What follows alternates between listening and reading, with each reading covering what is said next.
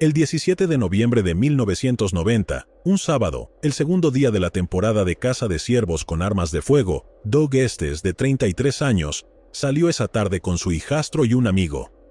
Ese mismo día, amigos, el 17 de noviembre de 1990, era el escenario ideal para ir de caza, pero antes de que pudieran conseguir una presa, las vidas de Doug Estes y Jim Bennett fueron trágicamente truncadas en el condado de Kalamazoo, desencadenando una reacción en cadena que se extendería durante más de 3 décadas. 2 cazadores fueron asesinados y otros 2 fueron sospechosos. En medio del enigma, una pista oculta yacía latente, sosteniendo la clave para desentrañar el misterio. ¿Cuál era esa pista que no pudo ser desenterrada antes? ¿Por qué tardaron tanto los investigadores en descubrir la verdad? En el vibrante paisaje de la década de 1990, el condado de Kalamazoo, Michigan, era un lugar donde el trabajo duro, las relaciones sólidas y un compromiso compartido con el progreso definían el estilo de vida. En ese periodo, la población del condado de Kalamazoo era de 223.411 habitantes. Era un crisol de personas con diferentes aspiraciones. En medio de este condado dinámico, la década de 1990 se desarrolló como una etapa transformadora, con un crimen que definiría su historia. El día fatídico fue el que ya saben. El 17 de noviembre de 1990, un día bastante cálido en el condado de Kalamazoo. Un grupo de cazadores se dirigía a cazar en el área de juego estatal de Fulton. Entre ellos se encontraban Bobby Brown y su padrastro, Doug Estes. El grupo decidió separarse y pensaron que era una buena estrategia ir en direcciones diferentes. Doug, Bobby y otros 2 estaban concentrados en escuchar incluso el más mínimo de los sonidos, todo ello, para detectar el movimiento de los ciervos. Los días de invierno solían ser silenciosos, por lo que cuando se escucharon 2 disparos, esto llamó la atención del grupo y de los residentes cercanos. Apenas unos minutos después, Helen Knopf, una residente local, y su hijo escucharon que un auto se estrellaba en un barranco cerca de su casa. ¿Fue esto una coincidencia o podría estar relacionado con los disparos que se habían escuchado recientemente?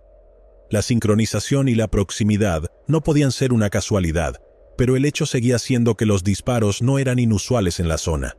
Preocupada y curiosa, Knopf y su hijo se acercaron al carro y vieron a un hombre detrás del volante, cubierto de sudor. Parecía nervioso y su expresión era claramente antipática. Knopf se pensó que necesitaba ayuda, así que se ofreció a llamar a una grúa para él, pero él se negó, diciendo que había terminado en el barranco porque un ciervo había aparecido de repente y cruzado la carretera. Aunque la razón parecía genuina, pues después de todo, la gente solía ir allí a cazar ciervos, había algo que no encajaba. Parecía tener prisa por irse, y Knopf pensó que estaba fingiendo estar tranquilo, lo cual era bien extraño. Se ofreció a llamar a la policía, pero el hombre en el auto no buscaba ayuda en absoluto. Mostró desinterés en involucrar a las autoridades, confiando en que alguien más arreglaría su coche. De este modo, se fue conduciendo así como así. Sin embargo, los ecos de los disparos aún estaban frescos. Bobby Brown pensó que su padrastro había cazado al ciervo porque el sonido venía de la dirección a la que él se dirigía. Casi emocionado por felicitarlo, siguió en la misma dirección y encontró a Doug tendido boca arriba en el suelo, en un charco de sangre.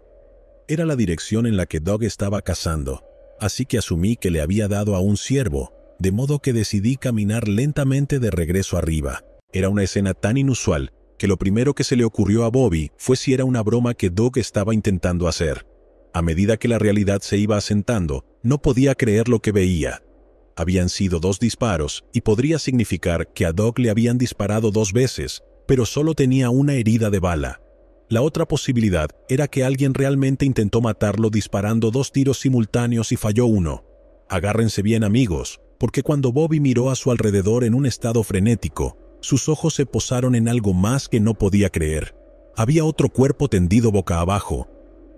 Empecé a verificar si Doug tenía pulso, y no lo tenía.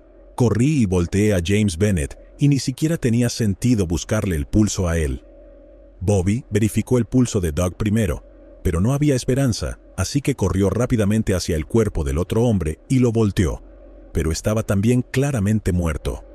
No había nada que Bobby pudiera hacer. Corrió como loco a pedir ayuda e informó rápidamente a la policía.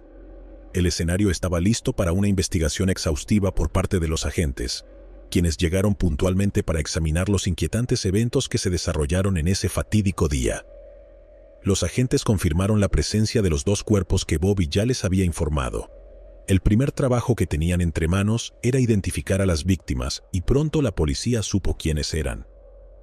Dado que Bobby llamó propiamente a la policía, ya había identificado a su padrastro Doug, y el otro hombre era Jim Bennett, amante de la naturaleza, que estaba cazando solo ese día. Tanto Doug Estes como Jim Bennett recibieron disparos en la espalda a muy corta distancia. Lo extraño era que a los hombres le habían disparado con armas de fuego diferentes. Una débil teoría era que se habían disparado mutuamente, confundiéndose de alguna manera, como si fueran los ciervos que buscaban. El primer problema era que a ambos les habían disparado por la espalda, por lo que era casi imposible que acertaran el objetivo. Y la segunda inconsistencia surgió cuando las pruebas balísticas mostraron que la ballesta de Jim estaba completamente cargada y no se encontró el arma de Doug en el lugar. No obstante, amigos, eso fue solo la primera etapa de confusión. El caso fue asignado al ahora retirado detective Bruce Wiersema y al sargento Roy Ballet. Wiersema se sintió abrumado, ya que no tenía experiencia en casos de homicidio y mucho menos en un doble asesinato. La zona no había presenciado casos de crímenes así en mucho tiempo. Sin embargo, Wiersema decidió ser minucioso con los detalles para asegurar un procedimiento adecuado. Así pues, a medida que avanzaba la investigación, descubrieron que Doug y Jim eran desconocidos entre sí. En un punto concluyeron, no estaban conectados de ninguna manera. ¿En serio me dices que eran dos extraños que casualmente terminaron en el misma área? Eso es lo que parecía. Salieron a cazar por separado y fue solo una coincidencia que ambos fueran asesinados al mismo tiempo. Los detectives ya estaban desconcertados acerca de cuál podría haber sido el motivo del atroz acto. Si las víctimas hubieran sido conocidos, podría haberse identificado a un amigo mutuo, pero ahora que no había conexión entre ellos, era aún más difícil entender el caso. Pero no todo estaba perdido, amigos, ya que sus sospechas comenzaron a recaer hacia Bobby Brown, el hijastro de una de las víctimas. Inicialmente, los detectives creían que los asesinatos ocurrieron porque el objetivo era Jim. Según ellos, Bobby había planeado robarlo, pero el atraco salió mal, y en algún momento también mató a Doug. La policía sospechaba que, dado que el plan de Bobby no funcionó, tuvo que llamar a la policía. Sin embargo, tanto la familia de Estes como la de Bennett creían que sus seres queridos no eran el objetivo principal y que las intenciones y motivos de Bobby no se alineaban con el crimen. No importaba lo que dijera la familia. El radar de sospechas de los detectives estaba alerta. Para buscar cualquier evidencia que hubieran pasado por alto anteriormente, la policía decidió volver a registrar el lugar del crimen y preguntar a los vecinos si habían escuchado o visto algo sospechoso ese día. Efectivamente, los vecinos habían escuchado los disparos, pero el testimonio de Helen Knopf proporcionó un nuevo ángulo a la historia. Ella ayudó a los oficiales a crear un retrato hablado del hombre cuyo auto había caído en el barranco. El hombre misterioso se estaba convirtiendo en un sospechoso, pero no había forma de vincularlo con el crimen, por lo que los detectives procedieron a hablar con otros vecinos. Después de conversar detenidamente con ellos y ahondar en sus relatos, surgió un nuevo nombre de las sombras, Jeff Titus. Nacido en 1952, Jeff Titus era el dueño de la propiedad justo detrás del área de juego estatal de Fulton, con la que compartía una frontera. Había sido oficial de policía en el Cuerpo de Marines de los Estados Unidos y luego trabajó en el equipo de seguridad del presidente Richard Nixon. Más tarde, encontró empleo como guardia de seguridad en un centro médico de veteranos. Junto a sus actividades profesionales, disfrutaba de la caza y pasar tiempo al aire libre, pero era muy protector de su propiedad. Se enfadaba muchísimo cuando los cazadores se adentraban en sus terrenos. Entonces, ¿podrían Doug y Jim haber enfurecido a Titus al cruzar la frontera hacia su propiedad? La pregunta en la mente de los detectives era, ¿dónde estaba Titus en el momento del asesinato? Cuando Titus estuvo disponible en la tarde de ese mismo día, los detectives lo llevaron a la estación para interrogarlo. Resultó que Jeff Titus estaba de caza de ciervos él mismo. Había ido con un amigo a un área cerca del arroyo Battle, a más de 43 kilómetros de distancia del área de juego estatal de Fulton. en la propiedad de una pareja de ancianos. Después de varias horas, Titus y su amigo fueron a Burger King y luego regresaron a casa. Ese fue el momento en que la historia comenzó a complicarse. La pistola que pertenecía a Doug Estes y que había estado desaparecida fue encontrada completamente cargada y estaba con Titus. Él dijo que la había encontrado a unos 30 metros del lugar del crimen y decidió quedársela después de limpiarla para que no pudiera ser rastreada hasta otra persona y nadie pudiera reclamarla. Aunque el descubrimiento puso a Titus bajo sospecha, demostró que Doug y Jim no se habían matado entre sí y que alguien más era responsable de su muerte. Definitivamente levantó sospechas, pero no había forma de demostrar si la historia de Titus era falsa, y el hecho más importante era que tenía una coartada sólida. Por lo tanto, fue absuelto, pero los detectives sabían que algo no estaba bien. No importaba cuánto intentaran, el caso parecía volverse aún más retorcido. Al final, sin más pistas ni indicios, el caso quedó estancado. En el año 2000, el caso de doble homicidio de Doug y Jim se reabrió y los expedientes del caso fueron transferidos a un nuevo equipo de detectives liderado por el ahora retirado sargento Mike Werkema y el detective Mike Brown. Comenzaron su investigación del caso revisando nuevamente a los vecinos, verificando las pistas y reconsiderando a los viejos sospechosos. Y por supuesto, sus sospechas iniciales recayeron en Bobby Brown.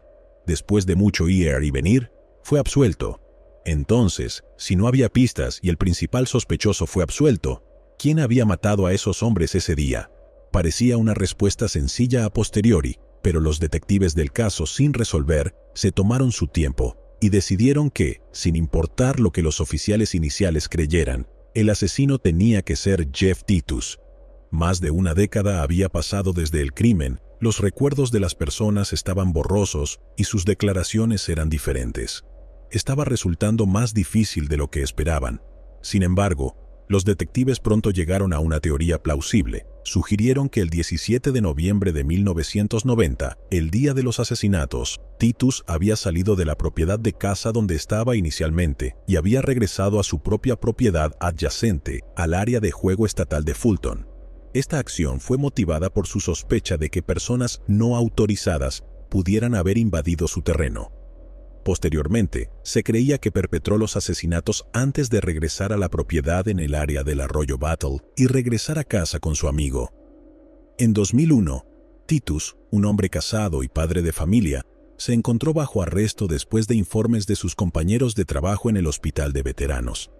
Revelaron lo mismo, que a Titus no le gustaban los cazadores que invadían su propiedad durante la temporada de caza de ciervos. Según los detectives, era un motivo suficientemente sólido. Además, sus compañeros de trabajo también afirmaron que él hablaba abiertamente y se jactaba de los asesinatos. El juicio de Jeff Titus se llevó a cabo en 2002, dirigido por el ahora retirado fiscal adjunto del condado de Kalamazoo, Scott Brower. Desafortunadamente, el paso del tiempo había afectado a los testigos de la coartada de Titus, dejándolos incapaces de brindar un testimonio a su favor. Su vecina Helen Knopf subió al estrado, pero no se mencionó nada sobre el hombre misterioso en su auto. Y los investigadores originales que habían absuelto completamente a Titus de cualquier delito no fueron convocados para testificar durante el juicio, por lo que a pesar de que los fiscales no impugnaron la credibilidad de la coartada de Titus, fue condenado y sentenciado a 2 cadenas perpetuas sin posibilidad de libertad condicional. Fue encarcelado en la institución correccional de Lakeland en Coldwater, Michigan, pero esta historia estaba lejos de terminar. Durante la defensa legal de Titus, el equipo legal dirigido por el abogado William Fett tuvo una adición notable al equipo. Howard Swabash, un examinador de polígrafo recientemente retirado de la Policía Estatal de Michigan. Se reveló que Swabash había sido contratado como investigador privado por Fett. Los registros judiciales indicaron que la esposa de Swabash inició los trámites de divorcio en enero de 2002, apenas 5 semanas después de que Titus fuera acusado de asesinato. Las acusaciones de infidelidad conyugal provocaron la ruptura matrimonial, aunque la identidad de la otra mujer involucrada se mantuvo oculta.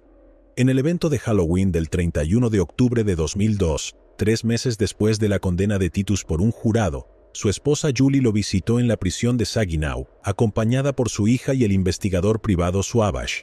Julie le informó a Titus que tenía la intención de solicitar el divorcio, ya que no se habían llevado bien durante años. Los registros públicos indicaron que Swabash y la ex esposa de Titus, Julie, se casaron en Florida en abril de 2005, apenas 3 años después de la condena de Titus, lo que planteó preguntas sobre su conexión y su posible impacto en el caso. El sargento retirado Roy Ballet, quien sirvió en la oficina del sheriff del condado de Kalamazoo, desempeñó un papel importante en la investigación inicial que llevó a la absolución de Titus de sospechas en 1990. Ballet, sintiéndose perplejo e insatisfecho con el curso de los acontecimientos, confrontó a Swabash, el investigador, en el Palacio de Justicia del condado de Kalamazoo, poco después de la condena de Titus.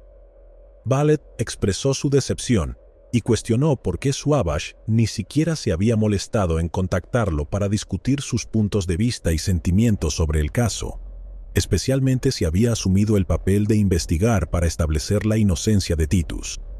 Ni Ballet ni los otros detectives originales fueron llamados como testigos por la defensa, lo que habría proporcionado testimonios cruciales sobre la coartada de Titus. La confrontación se acaloró, con Swabash respondiendo de manera confrontativa y utilizando un lenguaje inapropiado, para luego marcharse abruptamente, dejando a Ballet reflexionando sobre el encuentro. En una entrevista realizada por teléfono desde la prisión, Titus se preguntó abiertamente si el investigador privado del equipo de defensa había estado realmente comprometido con sus intereses. Dijo: «Es impactante, y me pregunto si él estaba trabajando para mí. Si tenía algún motivo oculto, no lo sé». Titus mantuvo constantemente su inocencia a lo largo de todo el curso de los acontecimientos. Sin embargo, fue un momento crucial cuando Bruce Wiersema y Roy Ballet y los 2 detectives involucrados en la investigación inicial hicieron un anuncio público expresando su disposición a testificar en apoyo de la coartada de Titus. Este desarrollo llamó la atención de la Clínica de Inocencia de la Universidad de Michigan, lo que provocó su participación en el caso. Al mismo tiempo, la Oficina del Fiscal General de Michigan inició su propia investigación independiente. Mientras ambas entidades profundizaban en las pruebas, surgió una revelación significativa. Descubrieron que había habido varios asesinatos de cazadores en la zona, y parecían ser obra de un asesino en serie. Este detalle crucial no se había revelado al equipo de defensa de Titus durante el juicio original en 2002, lo que sin duda generó dudas sobre cualquier posible conexión entre Titus y las trágicas muertes de Doug y Jim. Estos hallazgos, junto con otras pruebas convincentes, llevaron a la Clínica de Inocencia a presentar una moción para anular la condena y solicitar un nuevo juicio en nombre de Titus. Pero el verdadero punto de inflexión llegó en 2019, cuando Jacinda Davis, una productora aclamada de 47 años conocida por su trabajo en el género de crímenes reales, se topó con la historia más cautivadora. Mientras viajaba en busca de inspiración para su próxima serie, el asesino en cuestión, su camino la llevó al corazón de Michigan, atraída por el atractivo de Third Man Records, el famoso sello discográfico de Jack White. En medio de su exploración en línea, se encontró con el fascinante caso de Jeff Titus que llamó su atención. El camino de Davis se cruzó con el de Susan Simpson, una ex abogada de 34 años convertida en podcaster. Simpson, junto con Rabia Chaudhry y Colin Miller, eran los anfitriones del aclamado podcast Undisclosed. Se conocieron, hablaron y Davis y Simpson se embarcaron en un esfuerzo colaborativo, uniendo sus habilidades narrativas para arrojar luz sobre el enigmático caso de Titus. La próxima temporada de Undisclosed, el podcast de Simpson, estaba programada para ser lanzada el 26 de octubre de 2020. Después de su emisión, el público pudo adentrarse en los detalles intrincados que rodeaban la controvertida condena y descubrieron cosas que antes estaban envueltas en misterio. Al mismo tiempo, el 1 de noviembre de 2020, los espectadores sintonizaron el episodio de estreno de El asesino en cuestión, un documental convincente de 2 horas que se emitió en Investigation Discovery. Mientras investigaban para su podcast y la serie, Davis y Simpson descubrieron que algo en la historia no encajaba. Davis dijo: «No puedo pensar en otro caso en el que haya 2 equipos de detectives que no estén de acuerdo. Los detectives originales en este caso exoneraron absolutamente al 100% a Jeff Titus y creen que no es culpable, mientras que el equipo de casos sin resolver tiene la opinión opuesta y creen sin lugar a dudas que tienen al hombre correcto». Durante la extensa investigación, descubrieron un avance significativo relacionado con dos testigos cruciales que habían observado un auto atascado en un barranco inmediatamente después de los disparos. El hecho de que Helen Knopf, una vecina de Titus, podría haberlo identificado fácilmente si él hubiera estado en el auto planteó más preguntas, ya que resultó que el conductor no era él. Esto los dejó preguntándose cuáles eran las verdaderas intenciones del desconocido y por qué estaba tan apresurado por huir de la escena. ¿Podría ser él el esquivo asesino que estaban buscando? Para su sorpresa, el retrato hablado generado en base al testimonio de Knopf se parecía mucho a Thomas Dillon, un notorio asesino en serie activo en Ohio. Dillon tenía antecedentes de atacar a cazadores, pescadores y entusiastas del aire libre. De hecho, según informes del FBI, Knopf misma lo había identificado en una rueda de reconocimiento cuando fue capturado en 1993 por los asesinatos de otros cazadores. Llenos de esperanza, tanto Simpson como Davis creían que sus historias animarían a personas con información crucial sobre los asesinatos de Estes y Bennett a dar un paso adelante. Como señaló Simpson, el simple acto de compartir estas narraciones a menudo provoca un efecto dominó que lleva a las personas a presentar ideas valiosas que se pueden incorporar a la investigación en curso. Davis compartía su sentimiento y creía que las personas guardan historias sin contar dentro de ellas. Reconoció que los recuerdos pueden cambiar con el tiempo, con pequeños detalles desvaneciéndose a veces. Sin embargo, las memorias originales tienden a perdurar. Naturalmente, a medida que profundizaban en el caso, ambas investigadoras comenzaron a formarse sus propias opiniones sobre la culpabilidad de Titus. Simpson, inicialmente poco impresionada por las pruebas descubiertas, encontró corroboraciones convincentes que se alineaban con las conclusiones iniciales de los investigadores originales del caso. Las pruebas contra Jeff Titus simplemente no se sostenían. Desde 2019, el caso de Titus ha sido objeto de una exhaustiva revisión por parte de la Unidad de Integridad de Condenas de la Oficina del Fiscal General del Estado de Michigan. A medida que avanzaba la investigación sobre esta posible condena errónea, ninguna de las mociones presentadas por la Clínica de Inocencia había sido concedida, dejando a Jeff Titus tras las rejas en la institución correccional de Lakeland en Coldwater, condado de Branch, Michigan, donde tenía que cumplir 2 cadenas perpetuas. Frente a la adversidad, la Clínica de Inocencia hizo esfuerzos en 2021 para asegurar la liberación de Titus de la instalación debido al brote de la pandemia. Con un número significativo de reclusos en Lakeland dando positivo por el virus, buscaron una liberación excepcional bajo circunstancias especiales. Desafortunadamente, su solicitud fue rechazada por un juez de distrito que consideró que no era justificada. Davis y Simpson, las podcasteras, fueron las investigadoras iniciales que tropezaron con un posible vínculo entre los asesinatos de 1990 y el asesino en serie Dillon. Sus instintos investigativos las llevaron a descubrir el oscuro pasado de Dillon, quien había confesado los escalofriantes asesinatos de 5 cazadores y amantes de la naturaleza en Ohio en 1993. Además, Dillon había sido el principal sospechoso de otro asesinato en Pensilvania, y le había revelado a su compañero de celda su participación en las muertes de 2 cazadores en un condado en el que creía que la policía nunca lo relacionaría. Aunque Dillon encontró su fin en prisión el 21 de octubre de 2011, su conexión con el caso presentaba una pista convincente. Impulsado por su determinación, el director de la Clínica de Inocencia de Michigan, David Moran, emprendió una misión y se dirigió a la oficina del sheriff del condado de Kalamazoo. Moran se dedicó durante unas arduas 6 horas a examinar minuciosamente los documentos de la sala de archivos. Con cada documento examinado, las piezas del rompecabezas comenzaron a encajar en su lugar, arrojando luz sobre un avance potencialmente significativo en la investigación. Mientras Moran continuaba su búsqueda de la verdad, inesperadamente, encontró una carpeta especial oculta en lo profundo del archivo. La carpeta era delgada y contenía alrededor de 30 páginas interesantes. En el exterior, tenía las palabras «asesino en serie» escritas ligeramente a lápiz. Mientras Moran leía las páginas, se convencía cada vez más de que estos documentos contenían información valiosa sobre Dillon y que podrían ser la clave para el éxito en la resolución del caso. Lo que añadía otra capa de asombro era la realización de que estos documentos vitales nunca habían sido revelados a la defensa.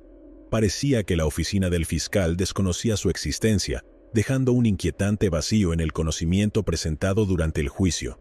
Este descubrimiento encendió una chispa de esperanza en Moran, alimentando su creencia de que su búsqueda de justicia estaba en el camino hacia la victoria.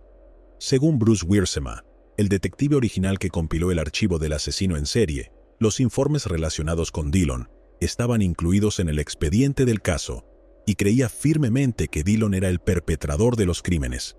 Por otro lado, Mike Werkma, el sargento retirado del equipo de casos sin resolver, afirmó que nunca se encontró con ese archivo en particular.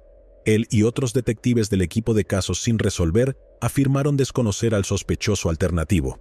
Sin embargo, surgió un informe policial entre los documentos judiciales que indicaba que al menos uno de los detectives del caso sin resolver tenía conocimiento del archivo. Stuart Fenton, un ex fiscal asistente del condado de Kalamazoo, tenía una perspectiva diferente. Expresó su creencia de que Titus era responsable de los asesinatos y creía firmemente que el jurado tomó la decisión correcta y que un hombre inocente no fue condenado injustamente. A la luz de las recientes acusaciones, Fenton opinó que la nueva información probablemente no habría alterado el resultado del juicio original. Durante su tiempo en prisión, Titus hizo una promesa personal de no recortarse la barba hasta el día en que recobrara su libertad. Cuando llegó la llamada tan esperada el 16 de febrero de 2023, informándole de su inminente liberación, se inundó de emociones abrumadoras. «Empecé a sollozar», recordó Titus. Sin embargo, el fiscal del condado de Kalamazoo, Jeff Gedding, dijo que aún no se había tomado una decisión sobre si se presentarán nuevos cargos. Dijo, «Estamos en proceso de revisar el caso. Es un análisis complicado de hechos y leyes que llevará tiempo procesar». El 24 de febrero de 2023, Jeff Titus, de 71 años, fue liberado de prisión después de pasar más de 2 décadas tras las rejas por el caso de asesinato de Doug Estes y Jim Bennett en 1990. Su condena fue anulada. Titus dijo que había pasado 22 años esperando este día, que nunca debió haber ocurrido en primer lugar. Estoy extremadamente emocionado y alegre de estar libre para poder salir y hacer algo. Quiero ver a mis nietos, no los he visto, quiero verlos. El momento de la liberación de la prisión trajo consigo una oleada de emociones que Titus luchaba por expresar con palabras. Mientras daba sus primeros pasos en el mundo libre, fue recibido por un grupo de personas solidarias que desempeñaron roles fundamentales en su lucha por la justicia. El abogado Moran, junto con estudiantes dedicados de la Clínica de Inocencia de Michigan, las podcasters investigadoras Jacinda Davis y Susan Simpson, y los hijos del fallecido detective Roy Ballet, quienes estuvieron junto a Titus durante su recién encontrada libertad. El detective Ballet, un firme creyente en la inocencia de Titus, había fallecido en enero de 2022, pero su apoyo inquebrantable dejó un impacto duradero. Mientras que el detective de casos sin resolver Werkema estuvo de acuerdo con la decisión del juez de liberar a Titus de prisión debido a la falta de conocimiento sobre Dillon, permanecía convencido de la culpabilidad de Titus. Afirmó, «Sigo creyendo que Jeff Titus es el asesino. Considerando su carácter y las acciones que tomó, creo que es el perpetrador. Es una persona peligrosa y tengo dudas sobre él. Espero que ahora que ha obtenido su libertad, la utilice de manera responsable y tome las decisiones correctas». Con su nueva libertad, Titus se dedicó a actividades de las que había sido privado durante 2 décadas. Se sumergió en la compañía de amigos y familiares queridos, disfrutando de la comida que tanto había extrañado durante su ausencia, redescubriendo las alegrías de la vida. Disfrutó de estar con sus nietos, a quienes nunca había conocido antes, e incluso obtuvo su licencia de conducir. Él dijo, «No puedo expresar lo suficiente lo agradecido que estoy de ser libre y tener la libertad de simplemente vivir de nuevo». Titus se deleitó alimentando ciervos y pájaros cantores, y su espíritu artístico se mantuvo vivo mientras continuaba diseñando y dibujando tarjetas de felicitaciones. Después de casi 2 décadas, por fin se hizo justicia para Jeff Titus, pero el caso de Doug Estes y Jim Bennett sigue siendo un misterio después de la muerte del asesino en serie Thomas Dillon. ¿Crees que Titus es culpable del crimen o fue el asesino en serie? ¿Quién crees que cometió un error en la investigación? ¿Los investigadores originales o el equipo de casos sin resolver? Llegados aquí, ¿acaso no has visto este otro crimen? Yo no me lo perdería,